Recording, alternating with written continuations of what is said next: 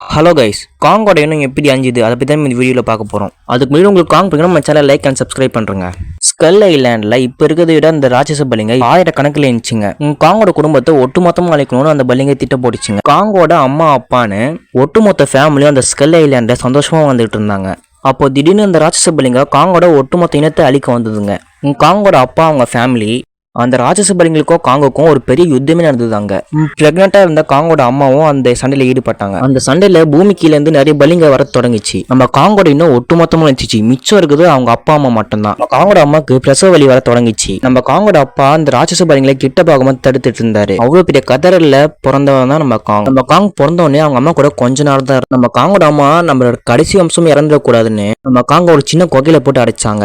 சின்ன ஓட்டையில காங்கோட அப்பா அம்மா இருந்ததை அவன் பார்த்தான். வெளியில வந்து பார்த்தா நம்ம காங் அவங்க அப்பா அம்மா சடலமா இருந்ததை பார்த்திருக்கான். நம்ம காங் பெருசான உடனே அந்த ராட்சச பலிங்களை ஓட விட்டு அடிச்சிருக்காரு.